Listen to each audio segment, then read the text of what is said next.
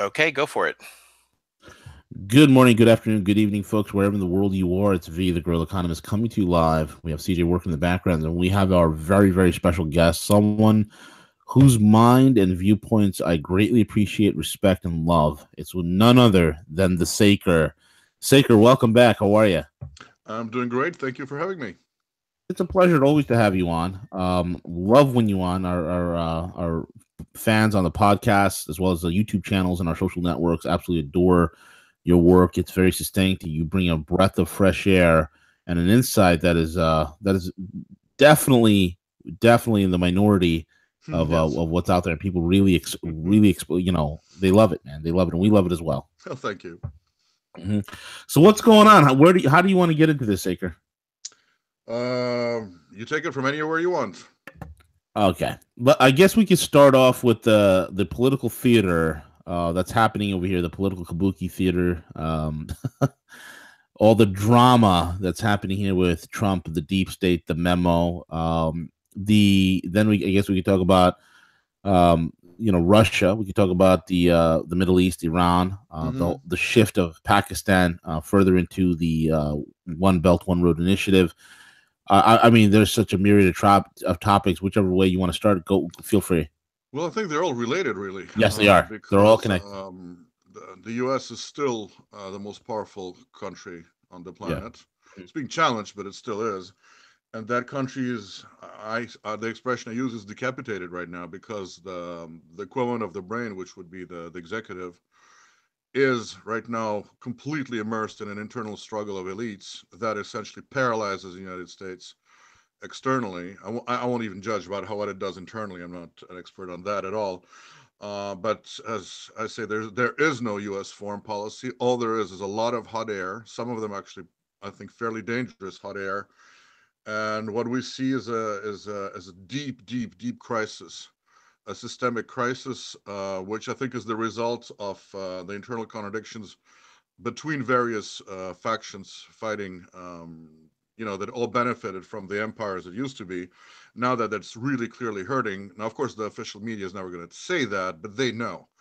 And so they turn on each other, which is something that we've seen many times in history. When things go south, the elites start getting nasty with each other. And I think that's what we're observing today. Very interesting take. Um, what's your how do you think it's going to play out in terms of the and or let me ask you a better question. What is the view? What do you think the view is in the East, especially with Russia and China, towards the shenanigans that is happening right now in Washington D.C.?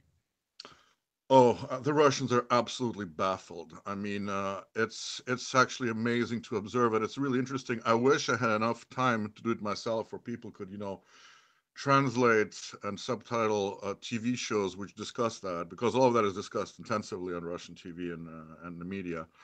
They're completely baffled. I mean, it began with during the Obama administration, and I wrote a couple of articles about that. They began using a word in Russian, it's недоговороспособный, which means non-agreement capable, which was sort of a polite way of saying that we try to, get something done with the Americans. We negotiate something, and then not, and then it collapses instantly, or they withdraw on it, etc. So, well, the first level of frustration.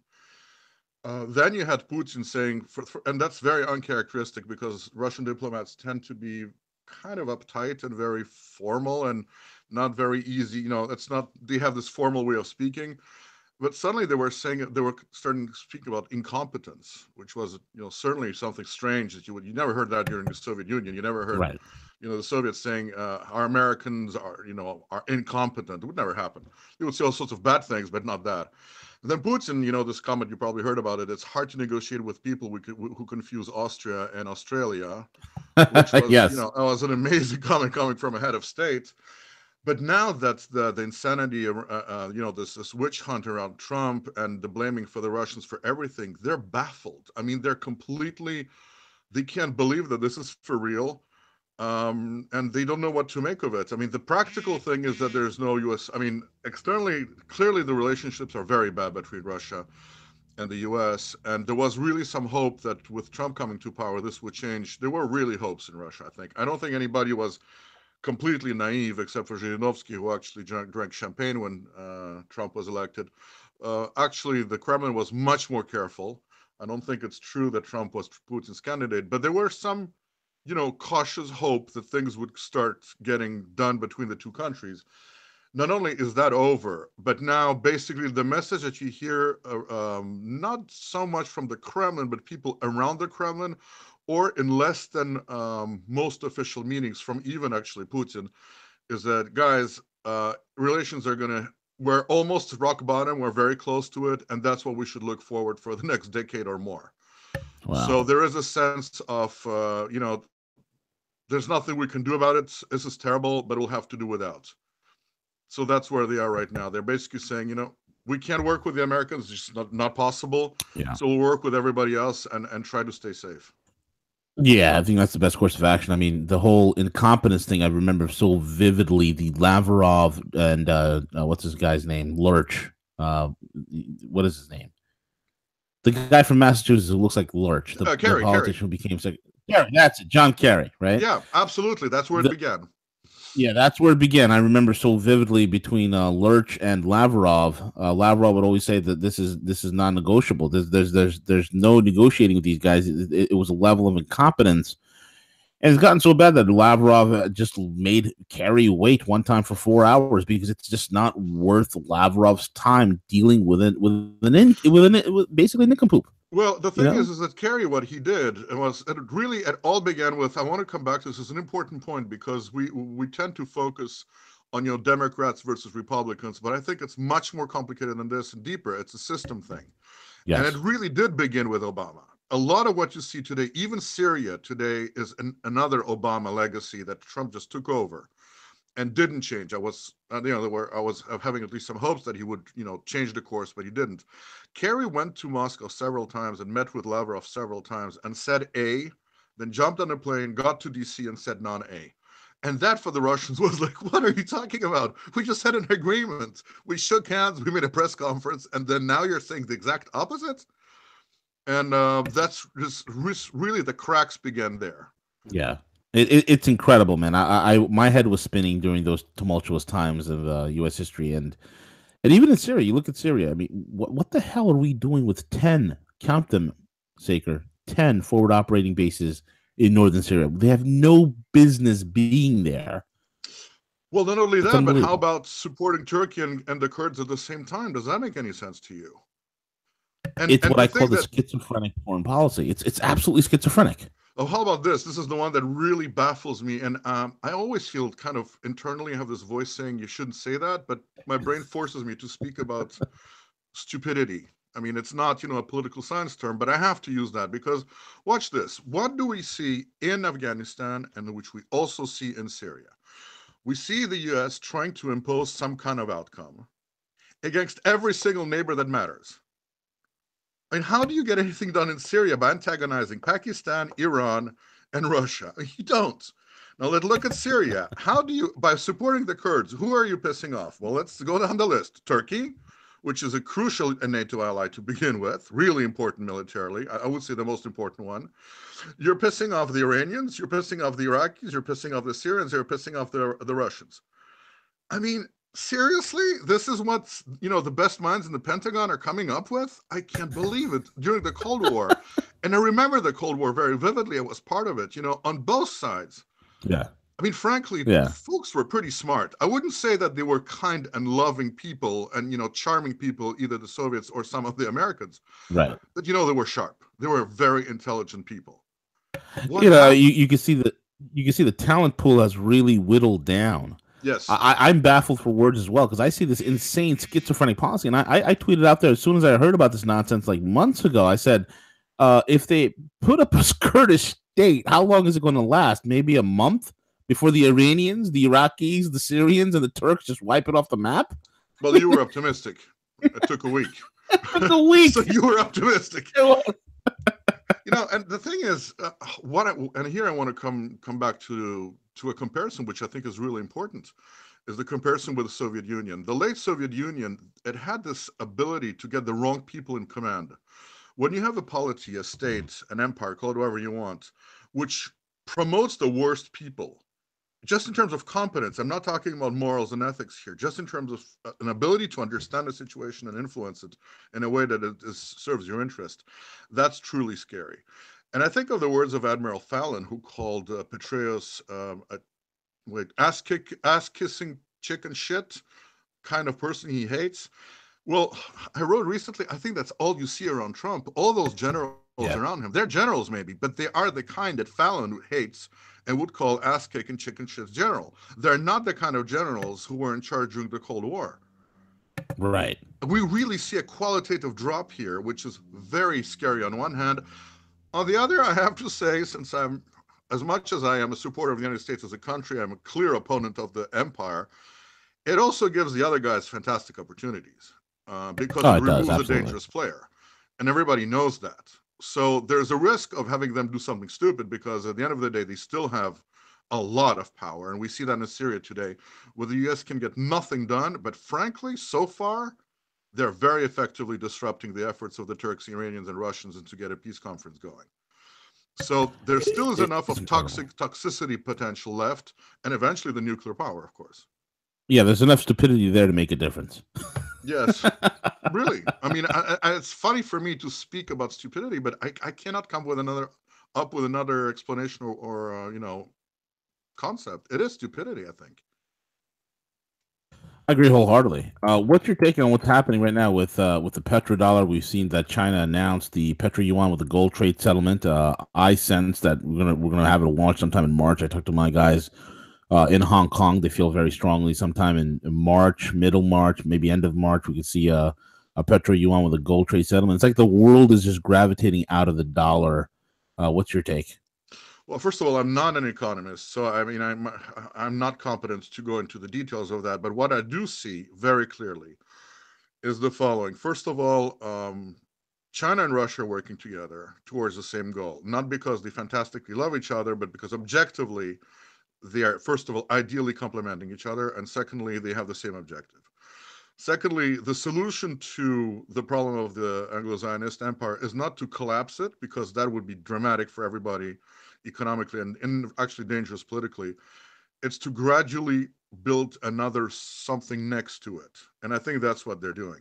And this notion, the way the Chinese and the Russians want to move out of the U.S. zone of influence, be it through getting rid of financial, withdrawing from financial systems, which sanctions have greatly helped, at least Russia do that, or starting to trade in different currencies, having different solutions for energies. I think that attempt is to gradually just simply move out of and create an alternative system which will gradually substitute to the kind of international system which the U.S. is thoroughly in control.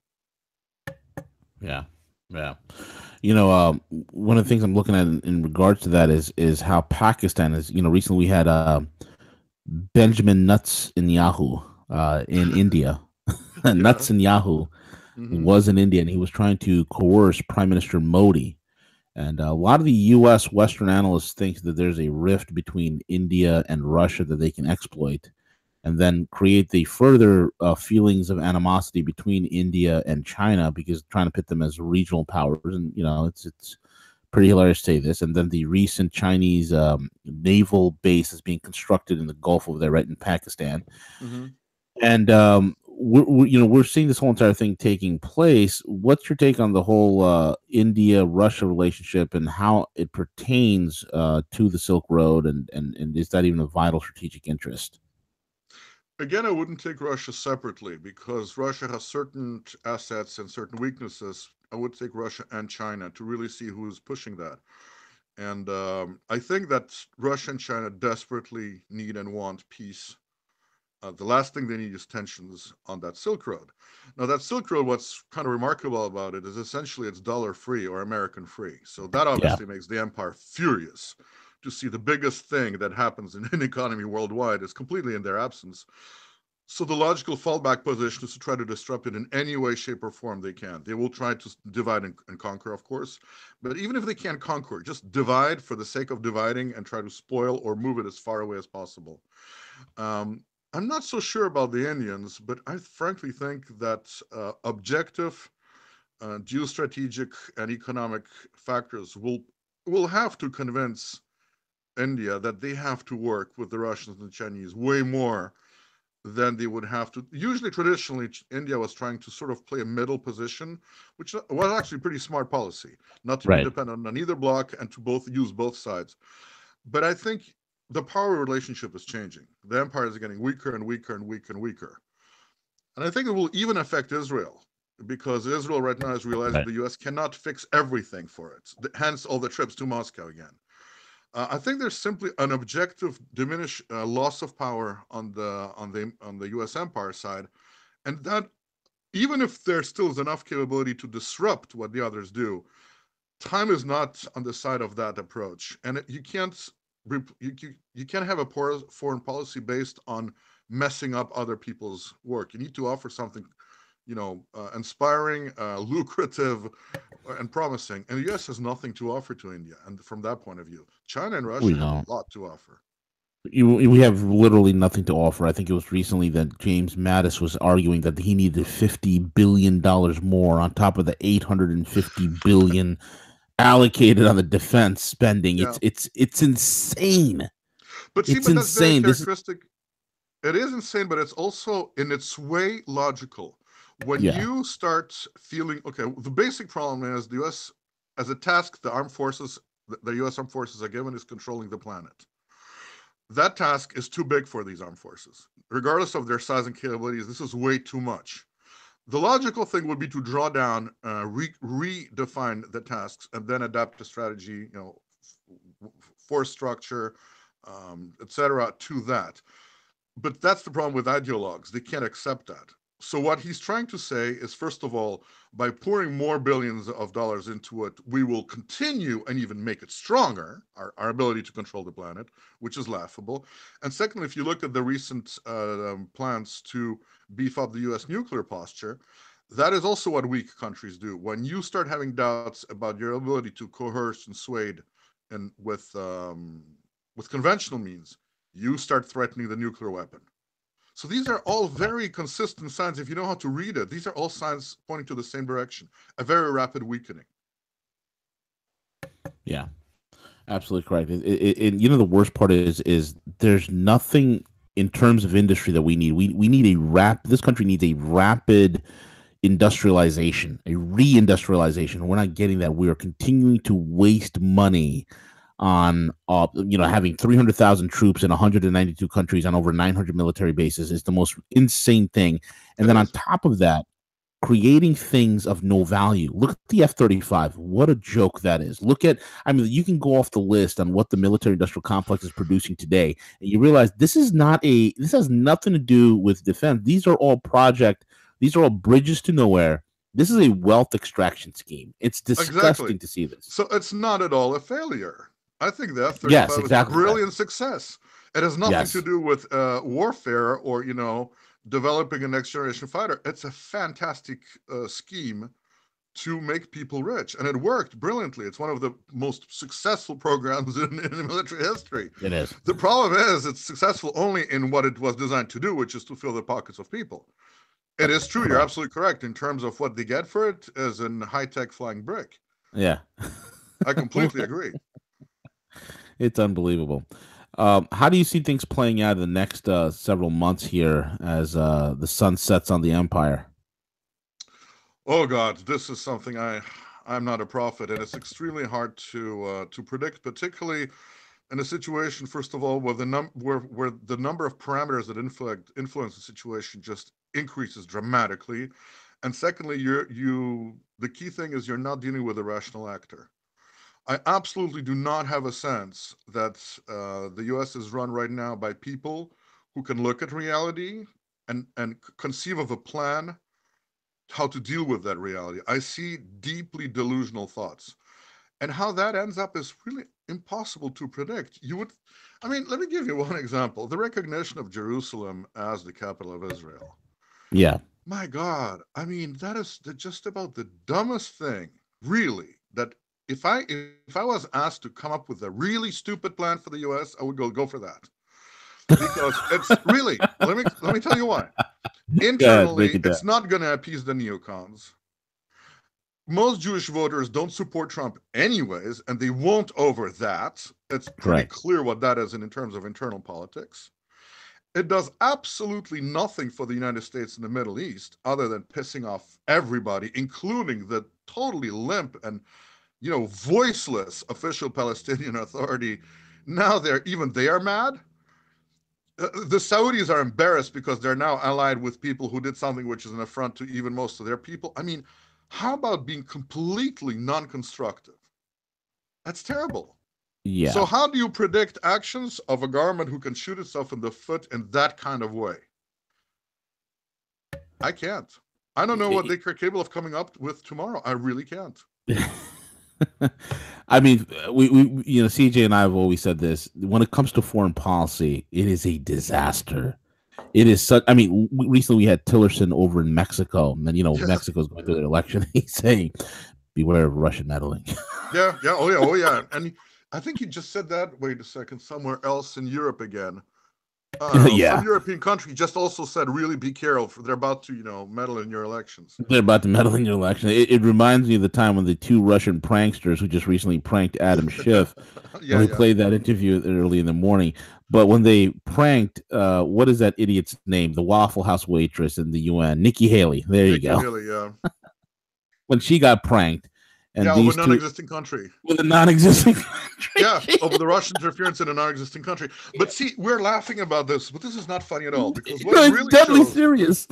yeah, I know, but it's scary because think It's about it. scary. What this tells you is, let's see a guy like Tillerson. First of all, he looked. I was about to say he was sold to us, but I think he even looked like the smartest of the group. He Yeah, looked like the most pragmatic. He has very prestigious career behind him. You would think this guy is it.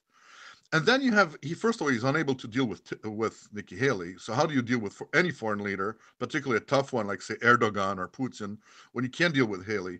And secondly, if these are his talking points, he goes to Mexico and goes, "Careful, the Ruskies are about to hack your elections." What? This is scary. It means literally he has nothing else to say because his speeches are prepared. Somebody has to brief him on that, which means there's no message. I mean, if you go to Mexico and tell them that, what are the Mexicans going to think about you? That you're high on something. I mean, exactly. that's all they can think. Yeah, and during the election season, the election cycle back in November of 2016, CJ and I broke the news that in fact there was some hacking going on in various states across the United States. There was some hacking going on to the point that the state of Georgia Attorney General, confronted the Department of Homeland Security and wanted to know why the DHS was breaching the electorate firewalls. Mm-hmm. That was the only hacking that was Mm-hmm. happening then, Yeah. folks. And wasn't there some pretty good evidence that the leak in the DNC was from an insider? Oh yeah, Seth Rich, Yes. I mean, absolutely, one and that thousand has percent. always been hushed up. After that, nobody discussed that. And what happened to, how about the FBI whistleblower who spoke about a secret society was, Yeah, Strzok. deposed in Congress? What happened with Yes. that? It's all these things, they're going nowhere. And basically, the system is really good at basically removing from visibility all the problems. It's whitewashing and a fantastic, very quality whitewashing that's happening.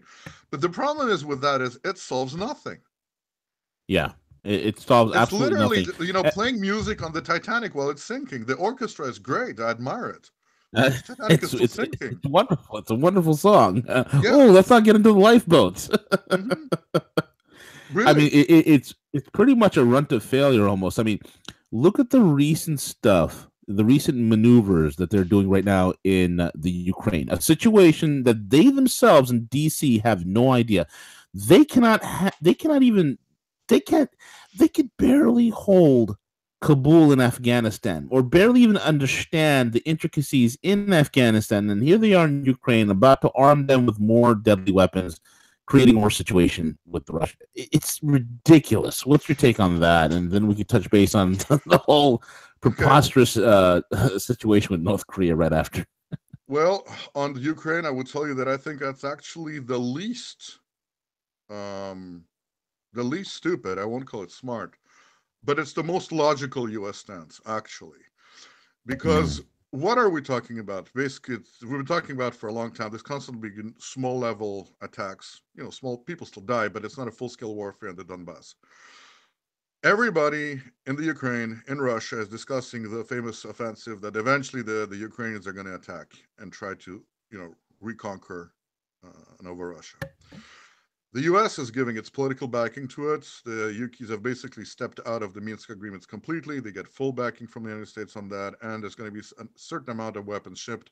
I don't think the weapons really by themselves matter very much, but the message that they send does. And the message is go ahead and do it. Okay, look at the possible scenarios. Scenario number one, let's say the Ukrainian forces attack and are defeated by the Novorussians with no either overt or substantial Russian intervention. You can always blame that defeat on Russia, anyways. That's the scenario that we've been living under for the past, 3 years or whatever. Yeah. Russia did not intervene directly there. That's nonsense. At the most, there was one instance, I think, where Russians did fire artillery across the border in one specific instance, and I'm pretty sure they're gonna have special forces there monitoring. But there was no overt, conventional military intervention of Russia there. Still, Russia got blamed for being there. So that is the worst case scenario. All the others look even better. Just imagine, what if the Ukrainians attack and say their offensive is successful? They have about a 3-1 advantage, but I think their morale, training, and equipment is not as good. So I don't think that's happening, but I think it's not something that we can exclude. If they succeed, they will force Russia to intervene, which is great for the United States because they have no need for the Donbass or for the Ukraine, as a matter of fact. But that will guarantee 1-2 decades of really Cold War and the nastiest kind in Europe. Because the Russians will be, aha, now we have it, now you've done it. Now that's the ultimate proof, and it will be true in that case. If the Russians do have to intervene to stop the Ukrainians, the war will be over in about 48 hours. But politically, it will be a stunning victory for the empire. So that's a good outcome from the US point of view, that the Ukrainian armed forces will be wiped out, or not wiped out, but basically degraded to nothing. Doesn't matter. Who cares? It's not like they really care for the Ukraine or the Ukrainian people. Right. So for them, it's a good outcome. So see, that's the danger here, is that this is a situation, I'm sorry, where the worst outcome is a neutral one, is more of the same, and other outcomes can look very good for the United States. Yeah, correct. It all works and it's all good and dandy so long as the dollar is still king dollar, and then once no longer king dollar, then the whole house of cards just falls apart. But see, your take on North Korea? Just coming back to Europe, like right now, there's a lot of criticizing the U.S. and bashing Trump has become politically acceptable in Europe, whereas in the past, when Obama was president, you were politically correctly obliged to worship him. So there's a lot of anti-American feelings right now in Europe. That's a danger for the U.S. And obviously, Russia wants to benefit from that and get, Nord Stream as being one example, but many other things going. So there's a tug of war between Russia and the U.S. over influence in Europe. Now, if that thing happens in the Ukraine, that's it. The European political elites, who are totally pro-American wall to wall, will have the perfect excuse to prevail against those who might advise another course of action. So there's actually huge economic benefits potentially for the U.S.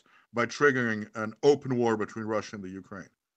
At no risk, because there's absolutely no risk of Russia invading the full Ukraine, and never mind going to Poland or to the Baltics. This is all hallucinations. It's never going to happen.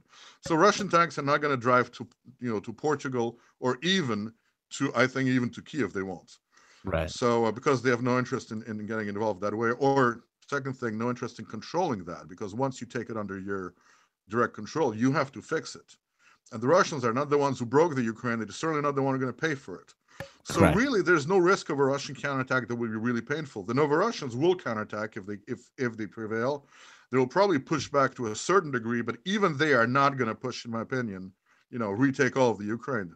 There might be a collapse of the regime in the Ukraine, but it begs the question, who's going to replace the current regime? It's not necessarily going to be better. So from the American point of view, again, all these are opportunities, not risks. That's scary.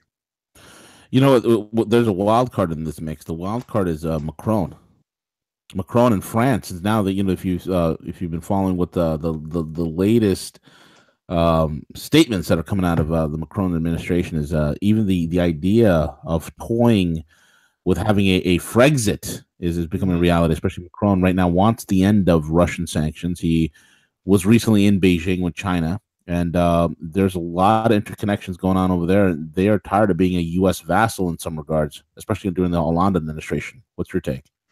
Well, first of all, the French are really a separate case. There is a very strong tradition in France of national sovereignty Oh yeah, and sort of holding its own course, which came straight after, De it's the Gaulle. legacy of General de Gaulle. Yes. And we saw very, very strong indications of that even during Sarkozy. When there was the war between Georgia and Russia, look who went there. And the Americans, the last thing they wanted is Sarkozy sitting in Moscow negotiating a deal, but he did. I have not figured out at all what kind of guy Macron is. I know about his background. It's not good. It looks really bad. I think he was a terrible, he was clearly pushed by all the wrong people. But France is France, and Macron has to deal with the reality of a French political culture, which is, let's face it, not very pro Anglo-Saxon. Has never been. They've got centuries of let's say not love with Anglo-Saxons, and I think if there's enough objective economic or political factors pushing towards suddenly an opening of an independent foreign policy, I'm Yeah, not saying it's going to happen, but I think it's not impossible. I would not exclude it. absolutely. Now we also have the situation with North Korea. It seems to have quieted down a little bit. What's your take on the Korean Peninsula? But in the funny sense is that China has just mobilized 300,000 troops and missile defense forces right on the border of North Korea. And here's a funny little side note on China. Remember, the U.S. was spending a ridiculous amount of money in the last 10 years, 15, 20, maybe 15 years or so, trying to develop a rail gun for the Navy. Yes, I do. China just fielded one. They put it on a boat and it works. Oh yeah, China certainly has fantastic potential. They're struggling in many ways, but they are Yeah, very, very, very skilled people, and there's a lot they of really them. are. So a lot of skilled people. That's good. Yeah, About absolutely. North Korea, I think we saw something that happened, which is nothing short of amazing, which is the South Koreans actually having an opinion. Oh, wow. Uh, and, All right. and no, Well, seriously, because God forbid. they used to, and see, we're linking that to Macron. If the South Koreans suddenly say, the first rumor, as I recall, I don't have it in front of me, but I think a couple of months ago we heard South Koreans say, first, they said there's not going to be a war unless we clear it. I mean, that's clear not what the language that was used, but I do remember that South Koreans gave assurances or made a statement about the U.S. is not going to start a war with the North without us, being on board with it, which is of course, factually incorrect. The US can very much do that. But that's the first sign. Then we had those strange negotiations about the Olympics and all sorts Yeah. of initiatives by the South. I think the South, my explanation for it is that I think they really, truly freaked out when they realized that Trump is actually threatening North Korea with a full scale attack. Because they are under no, first of all, they realize perfectly, the South Koreans, that the North is no threat to them whatsoever. Secondly, they know the consequences of a war should it start with North Korea. And I Yes. think that pushed them into doing something which is unthinkable before. Oh, and third, of course, again, the decapitated superpower. When you essentially, there's nobody home in the White House, isn't there an expression in English? I know there's one in French. When the cat sleeps, the mice dance.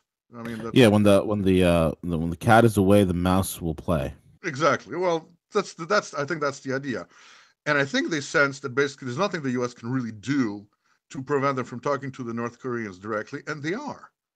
So I think this is a definite. It's far from being safe yet, because they've succeeded in forcing the U.S. to delay the usual maneuvers that they have there. They're going to have them after the Olympics, but it's as far as I know, it's the first time these are delayed. So at least they're imposing something on the U.S., and the U.S. basically has to live with that. I don't think they're happy with it, but suddenly South Korea became an actor with a voice. That's very, very interesting.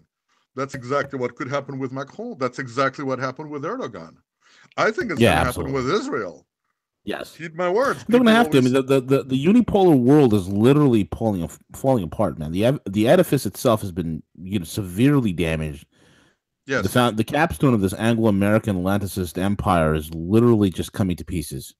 yes. And we see that it's not only in the empire. I mean, there's a similar thing happening in the Ukraine, and I think in the United States. Is that when the center of power, okay, let's put it this way: what does a center of power have to do? What's the relationship of a colony, of a region, or whatever to the big one? You either get protection, or you get benefits, or you get threats. But when the center is weak, sufficiently weak to be unable to effectively help and unable to effectively punish, that's when the locals, again, our little mice, start getting very independently minded. And it's definitely what we see with the empire. And I think it's what we're going to start seeing in Europe.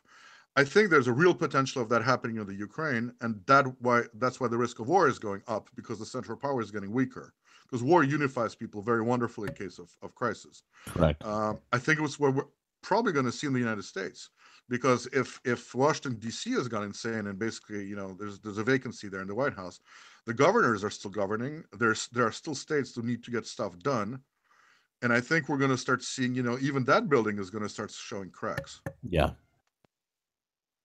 No, I agree with that. I think I think more and more states are starting to realize that there's an ineptitude in DC that just simply is gumming up the works. Nothing is getting done.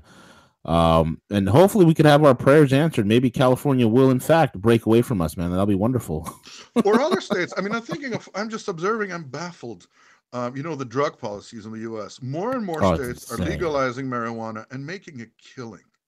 This Oh, summer, absolutely. I But was in except for Oregon. They told me yeah, about Colorado, and yeah. it's fantastic. I mean, the thing is a windfall of money. It's beneficial by every single conceivable point of view. And what do the feds do? No, we're going to crack down on it. Now they're actually serious. I just saw an article this morning. They are thinking of banning kratom, which is The- another extremely helpful and fantastic painkiller. They want to ban this. The feds are out of touch. Most people don't want that. Right, absolutely. You have I dubbed him Jeff Reefer Madness Sessions. Yeah. Uh, he can't find anything wrong with Hillary Clinton, but he Yes. finds a lot of problems with With marijuana marijuana. And see, and the thing civil is, asset forfeiture. Let's not forget that. Jeez. exactly. And to be effective, what they would have to do, the federal government, was either we can hit so hard. Let's take a conceptual U.S. state which completely legalizes marijuana, makes a ton of money with it, solves lots of problems. The jails are not overcrowded, etc. The feds have two options. Either they have to say, okay, stop it, and we'll give you the money, we'll substitute for it, we'll give you, you don't have to do that. We're going to basically pay for the consequences of you complying with us, which is, the carrot, or the stick. We're going to stick you all in jail. We're going to crack down on you or bomb you. But when you can't do that, you're basically becoming irrelevant. All you're doing is providing hot air, and the locals have no incentive to listen to you. Correct. I think this is the key process that we're observing on all levels in the U.S. right now. Absolutely. I think people are sick, absolutely Mm-hmm. sick of DC. They're out of Yes. touch. They're completely out of touch with reality. They're out of touch with their own population that they govern. Insane policies, insane, criminally minded people are in Yeah. some of the most highest positions in government in this country. And I always think again on the Soviet Union, because that's what was happening in the 80s. People hate it. Everybody knew, laughed. I mean, the big thing in Russia was jokes. Everybody made jokes about the Secretary General of the party and all the stupid stuff that was going on. When you have the population showing massive sign of disrespected alienation, that is a very dangerous sign. Even those who believe in it, I mean, the parallel they always make is most Americans are still hold dear the values of democracy and what is enshrined in the founding documents of this country. But even Democrats or liberals or progressives or conservatives, libertarians, all of them hate DC. Just the same way in the Soviet Union, even people who were holding dear the ideals of communism absolutely despised the government and the Kremlin and hated their leaders. That's Yeah. very, very dangerous when you have that, is basically nobody believes anymore. They know it's a farce, they know it's a lies, and everybody hates DC. And in this country, I don't see any force that well, the two big parties obviously have to do what they have to do, but the people, I don't meet very many people who go, you know what, this is wonderful. I love what the government does for me. This is a true democracy. We're doing great. Everybody says it's a horrible crisis, from Yeah, the it most is. It leftists to the absolutely most is. conservatives. Correct. 1000%. Except for the 1000%. media, of course. They think it's great.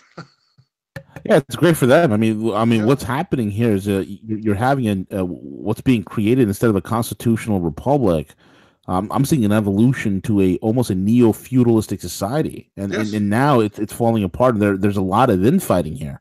Yes. Absolutely. I couldn't agree more with you. This is getting feudal. Actually, people the middle class, who used to have a very high level of welfare, of wealth, I mean, you could one person could in a family could work. You would have a house, two cars, a nice refrigerator, and even somewhere to go and spend your holidays in a little second vacation home. Now I know people who in the couple both work and they both have two jobs and barely make ends meet and have no medical care and no savings. This is Correct. hitting massive amount of people. So what are people are basically being transformed into serfs. Yes. And they know it. It's not true that they don't realize that. They don't realize, the fine stuff, what's happening in Syria because they're lied to. But they sure could look in their wallet and see what's happening and see like everybody is hurting. Yeah. Just look at We the have. number of people how many young people now depend on their parents and grandparents to survive. Oh, it's Very scary astronomical. stuff. It's astronomical. It's I mean, very look at it right scary. now. You have 110 million people. They're saying it's 106, but real numbers are about maybe 110, maybe even up to 115 million people that are on welfare in this country in some form. Wow. I wasn't aware it's that high. It's that high. Those are the older numbers I'm quoting you. That's why we're thinking it's probably between the old numbers 109,600,000. Now they're thinking it's maybe 110,300,000, or it could mean even more than that. The point is, 35% of the country is effectively non-productive. Yeah, That's a scary, scary thought. absolutely. And And look at the way the that's not a society is stratified. I mean, you have a yeah. small percentage that makes a killing, a very hardworking, barely surviving elite of skilled people who service the needs of those really rich ones, and the vast majority, everybody else, is essentially almost slave labor. Yeah, Extremely and that unhealthy. slave labor industry is pretty important. I mean, there was my spouse did a wonderful report. She's in one of her law classes that she was doing about the prison labor industry that nobody had any clue about. Yep. And I mean, literally, there's a corporation that I forgot the name of it. It escapes me at the moment, but it is a prison labor corporation where Mm-hmm. they have prisoners making things, paying them 8 cents an hour. Yeah, yeah. Of course, yes, make marijuana illegal. Yes, yes, put Absolutely. You got slave labor. Yep. yeah, have the highest prison population in the world. Yes, yes, yes, absolutely. Let's do that. Let's have how many? I don't even know how many millions we have in prison. Over 2.5 million people in prison. It's insane. It is absolutely insane, but it's a system that has no ability to correct itself. That's why I think it will collapse. It has Because to. when you lose that flexibility to adapt, you're going where all the other regimes who were not able to reform itself. Again, the one that I know best and comes to my mind is the Soviet one. I mean, Gorbachev and the people around him really tried to reform it. It was too late. There was no way of reforming that because the rot had begun way earlier and nobody was really willing to reform the system. They said reform, but what they really wanted is to get rid of it. And Right. there was a consensus on Correct. that. I don't think there was at all a consensus on breaking up the Soviet Union. I think that's absolutely nonsense. And as far as there was a referendum where the vast majority of people rejected that. But did they want to not live anymore in a Soviet society? Yes. And I think that's what we see here. And people are going to start conceptualizing that further and further. Oh, absolutely. I think there's a point where there's enough barnacles on the boat. There's enough barnacles that have been built up on the ship for so many decades that its course is completely uncorrectable and that it becomes useless. No matter how beautiful of a boat it may be, a rot has set in, and the only thing you can do is sink it to the bottom.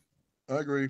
Now, the scary part is that what the system here in the US does, and unfortunately fairly successfully, which the Soviets could never do, is obfuscate and hide those barnacles and pretend that they're not here and that this ship is doing Oh, better yeah. than everybody else.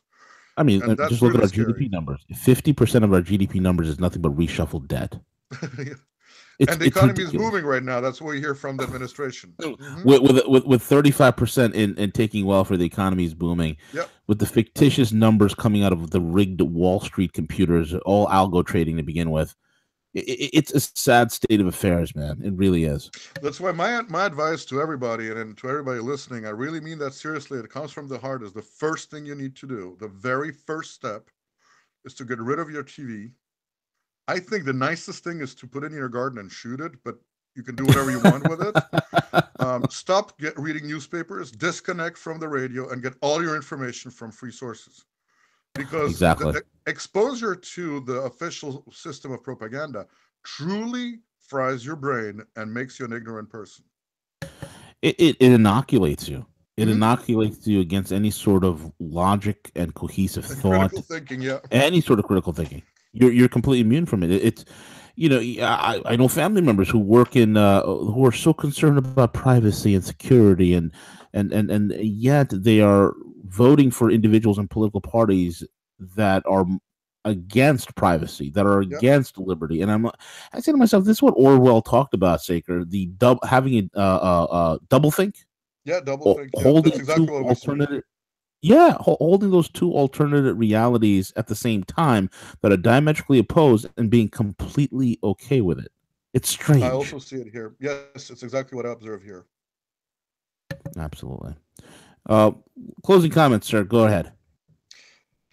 Well, this summer, God help us all. I mean, God help us all throughout, because I mean, I think what's going to happen, in very broad strokes, is this system will have to collapse. I was hoping that Trump would be able to give it a soft landing, and sort of make a last, sort of avoid a collapse. Unfortunately, this is not going to happen.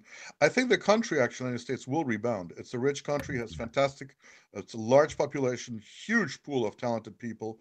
This country has so many things going for itself, no natural enemies whatsoever. I mean, this country has a fantastic potential, and I think it will rebound. Right. But God help us during the transition period. Look at what's the 90s and the late 80s and 80s generally. The 80s and the 90s, what they cost Russia, is the equivalent of a war in terms of loss of life, suffering, violence, poverty. Everything that's horrible happened during those 20 years. And I'm afraid that we're going to have serious problems inside in the United States here too.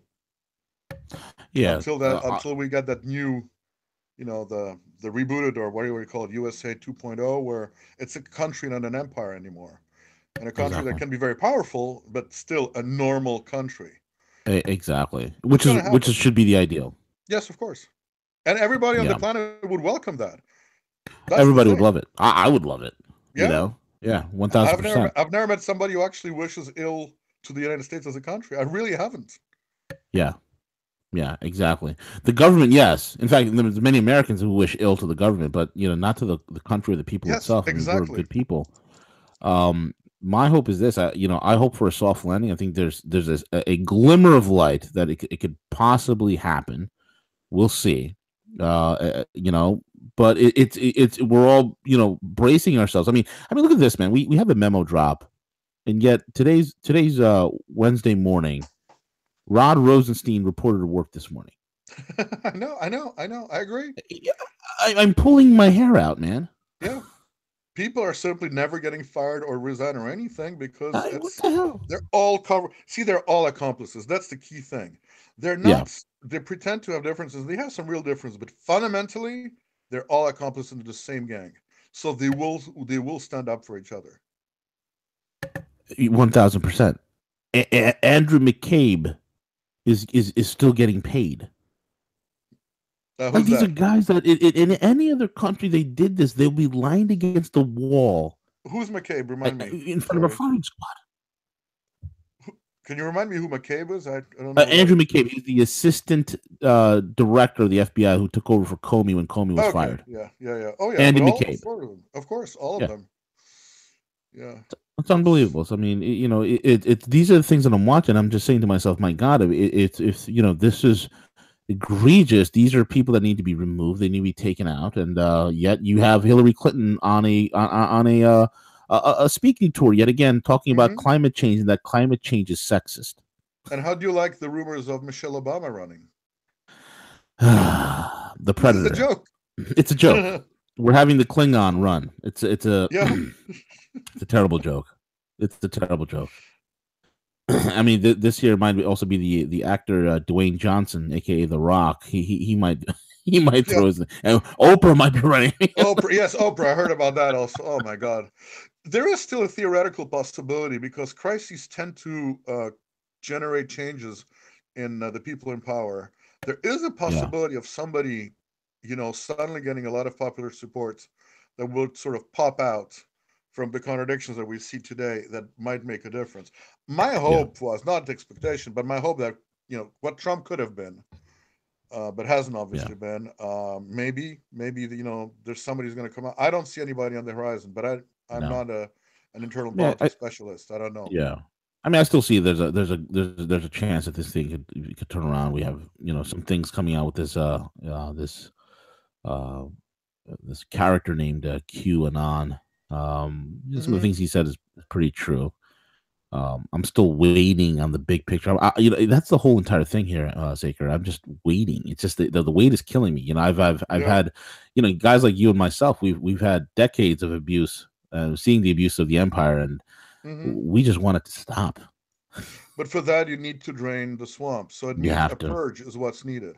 Exactly, and I'm hoping and praying that this leads to bigger things, and then the right people are put in, the good people are put in positions of power to Well, make a they would difference get a here. lot of popular support. Oh my That's the God, thing. the The whole country will country is unite against behind this them. memo. The whole country wants 60-70% of the country wants this to happen. The only ones that Yeah. don't are the brain dead libtards, Hmm. or the ones who are so inured by the system that they just want to go along with it. Yep. You Agreed. know. Anyway, Saker, how do we find you, man? How do what's your website? It's thesaker.is as in Iceland. And that's the blog, and everything else is on there. Fantastic. Folks, check out his website, thesacred.is, and you don't have any social media like Twitter or anything? No, sorry, I'm a retrograde here. I can't stand it. No problem. The thought of tweeting makes me sick. So I still write full length text. I'm sorry. That's I've got up from my desk right now. Tweet. I'm sitting down right now. Tweet. Well, enjoy it. That's it. Anyway, Vineyard of the Sacred, folks, check him out. Sacred, thank you so much for being on. It is always a pleasure, and it's always Thanks an for honor. having me. Thank you. Oh, Have a it's always a wonderful day. pleasure, Bye man. bye. Love having you on at least once a month. Just having you, just giving us a rundown. It's wonderful. Thank you. With A that being pleasure. said, folks, absolutely. That being said, CJ, take it away.